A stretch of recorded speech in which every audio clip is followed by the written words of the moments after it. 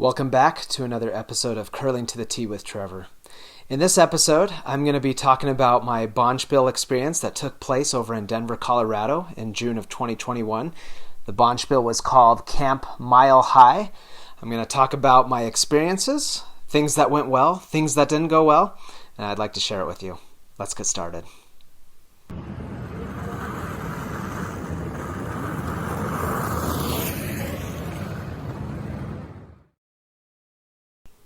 To start off, this video was recorded during the Summer Olympics of the Tokyo 2020 Games, and I'd like to say to all the Olympians and athletes who are representing the USA, thank you for your hard work, for representing USA, and for all that you do.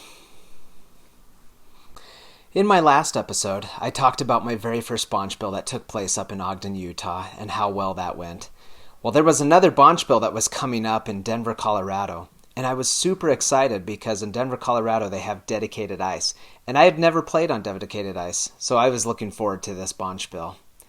Carl and I drove over to Denver, Colorado a day early before the Bonspiel began so that we could get onto the ice and get some practice, throwing some rocks and getting used to how fast it was. This was the fastest ice that I've ever played on, but it was really nice because the rocks would actually curl the way you wanted it to, and you didn't have to go out of the hack as fast, which was a little bit of an adjustment for me because I was used to slower ice. In my last video, I talked about how important it is as a front-end player to get the next stone ready for the next thrower on your team and to keep the game going by doing that. In this video clip, you'll see that I am preparing a stone for the next thrower who happened to be our second. The team that we had in Denver consisted of Ken, Carl, Steve, and myself. Zane wasn't able to make it to this one, so we had Steve instead. Another thing that went really well is in my last video I talked about complimenting your other teammates after every shot or if they've swept, and I kept that up in this Bonspiel. So here's an example of me complimenting one of our throwers after their throw. Good shot. Yep. Yep. In the Ogden Bonspiel, Carl had taught me about directional sweeping and how to sweep with two people instead of one person on the stone.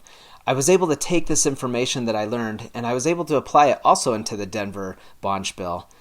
Here is a video of Carl giving me some encouragement after a stone was thrown. Come on, Trevor.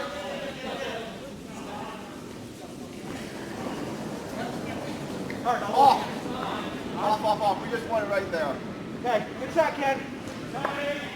In one of Jamie Sinclair's videos, she talked about how important it is as a thrower to know what the shot is, what the skip is calling. It's just as important for the sweepers to know what the shot is so that they know where they're sweeping the stone to. As I explained in my video called Hand Signals, repeating the weight back to the skip or giving them a quick hand wave is a great way of confirming what you're going to throw and that you're all on the same page. So that's it. Here's an example of Ken and I communicating what the shot is.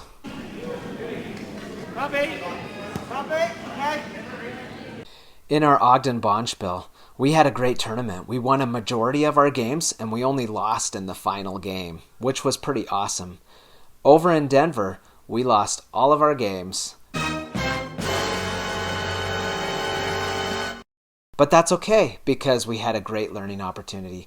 Ken and Steve had played on dedicated ice before. Carl and I had our first experience of playing on dedicated ice, and that ice is definitely a lot faster than arena ice. We also played against some of the hardest teams that we've ever played before. The first team we played against was Lance Wheeler's team, and Lance Wheeler happened to be on the team that won second place at Men's Nationals this year, so we knew his team was going to be very difficult. Also, not only that, there were some other really good, skilled teams that were at this Bonspiel. One of them was Swisshelm. Swisshelm was on the USA women's curling team in the 2002 Olympics. So she was there with some friends, and they played very well. The national team of India was also playing in this Bonspiel. They did pretty well, but didn't make it to the finals. Now let me share with you some of the learning experiences we had. In this first video, I threw a super slow stone, and Carl was sweeping immediately. I noticed that our second sweeper didn't jump on to help Carl, so I got up and caught up to Carl and helped him sweep this stone. Normally as a thrower, you shouldn't be sweeping your own stones unless you're playing doubles or mixed doubles. But in a normal game, this shouldn't be happening. In Ogden, Carl taught me about directional sweeping. In Denver, Ken taught me that if you want it to be most effective, you really have to dig your broom into the ice. One question that I got from my dad in an email was, with two sweepers, can one sweeper counteract the effects of the other sweeper? And the answer is no, because whoever is sweeping closer to the stone can affect that stone by 80%. The second sweeper and any other sweepers afterwards are 20% or less. So normally you will have two sweepers help if the stone is on line and you want it to get to that direction, or if the stone is not going fast enough, both of you may need to sweep to get the necessary weight to get the stone to go where you want it to. Let's pretend that this is a stone. The way directional sweeping works is if this stone is curling this direction and I'm sweeping against that direction, that in effect should make the stone curl less as it's traveling down the ice. Now let's say it's curling this way and I'm sweeping the direction of the curl. That should actually help that stone curl a little bit more. What was impressive was watching Simon from Lance's team do some of this directional sweeping. Here's a little clip of him doing some directional sweeping.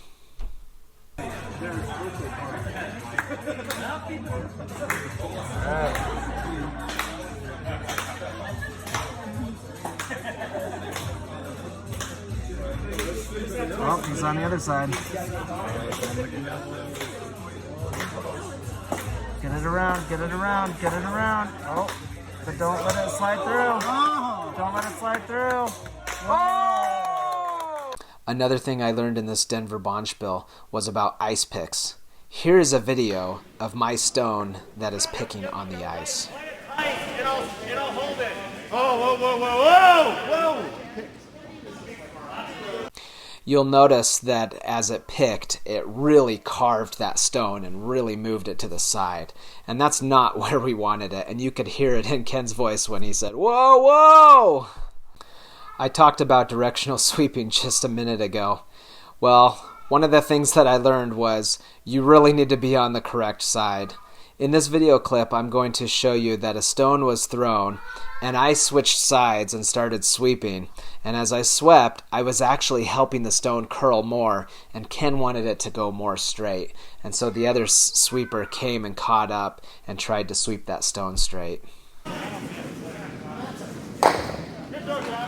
yes, on the side. That's not the right side, guys. Steve! It's gotta be Steve! Oh, Steve, no. I mean, you could. What are we gonna do? We absolutely could. I like that. The reason I switched sides was because I didn't want to have to juggle and avoid tripping on the stones that were in the guard zone.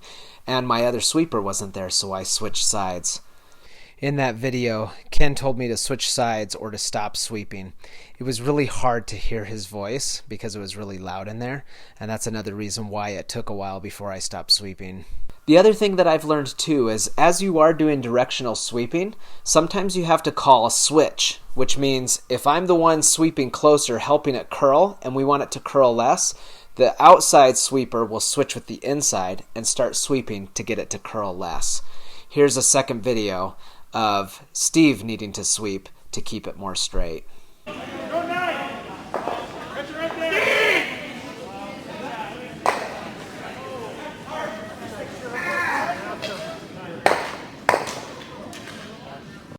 I showed you a clip earlier of Simon doing some directional sweeping, which was amazing.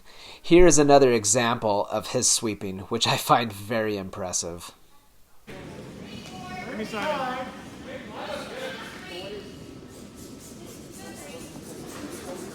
Line's great. I think he's finished it over, take it center line.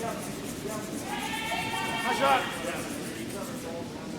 All there, eh? One important thing that Ken taught me in Denver was don't get married to the time. One thing you've probably seen curlers do is you probably see them with a stopwatch timing their deliverer's throw. They can start timing from the back line to the hog line, or from the tee line to the hog line, which I normally do.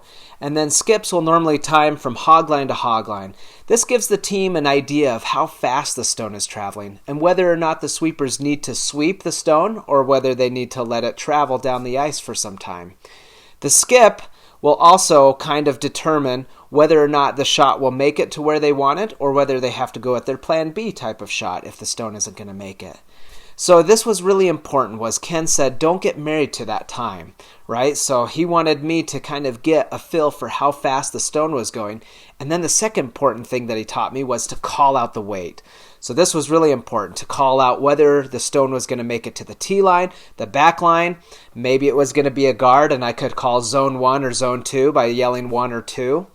Anyway, this gives the skip a good idea of where the stone was going, and this was super important for me to do. As I was in Denver, I got to meet some of the local curlers in the area. One of those curlers was Josh Chetwynd. I was excited to meet Josh because he was a super friendly guy who had years of experience in curling. He had played in nationals, and he had played a game against John Schuster in the past, and I was thrilled to find out about this. I was able to ask Josh some questions being a first-year curler, and was able to ask him about some different techniques besides directional sweeping. He taught me that if your stone is going a little slow and you want to get a little bit more length out of it to where it ends up, you can take your broom and you can do these longer strides in front of it as you are sweeping. Whoever's closer, do these longer strides. And as you do it, it will actually make it there. I was able to practice this in my local league, and also I was able to teach some of the other curlers in my league. We were super excited about this. I hope you found this episode helpful and informative. I certainly learned a lot, and I had a lot of great experiences that I can apply to my game today and my technique, and apply in the future as well. And I hope that it helps you too if you are curling. In my next episode, I'm going to share a unique opportunity that I had recently where I got to be on a Zoom call with Warren Hansen and Kevin Martin. For those of you who don't know, Kevin Martin won the gold medal in curling for Canada in Vancouver Olympics in 2010. It was a super exciting Zoom call, and I can't wait to share with you some of the things that I learned from this call. I'll see you then.